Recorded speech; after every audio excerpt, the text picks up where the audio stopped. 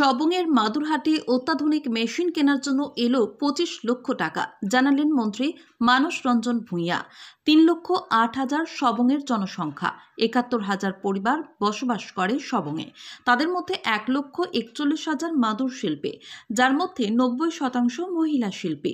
232টি মৌজা রয়েছে সেখানে, 312টি গ্রাম, 313টি অঞ্চল।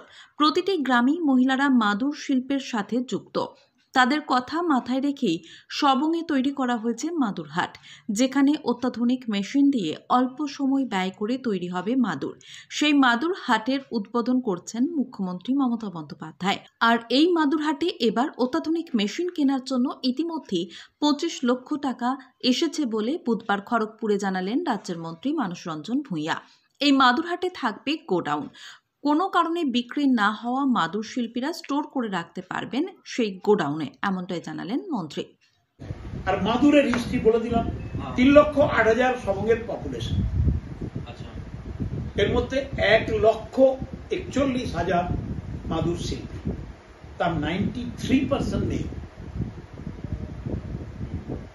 71,000 ফ্যামিলি সবংয়ে, 232টা মৌজা, 312টা গ্রাম, 13টা অঞ্চল।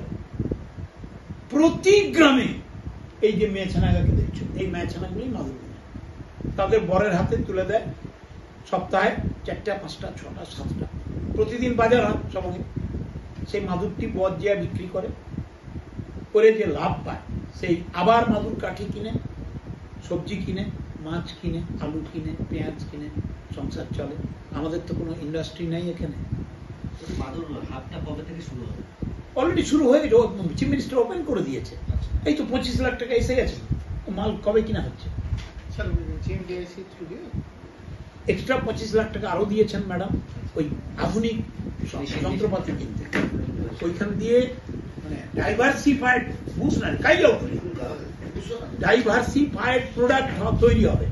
সেখানে এই যে গোডাউন থাকবে, ধরো কোনো সপ্তাহে মাদুর দাম পড়েছে, ওরা রেখে দেবে গোডাউনে, পরের সপ্তাহে দাম উঠিয়ে বিক্রি করে দেবে। কি বলছি বুঝতে পেরেছো? নাম্বার 1। নাম্বার 2, ট্রেনিং হবে, হোস্টেল হবে আছে মেয়েদের।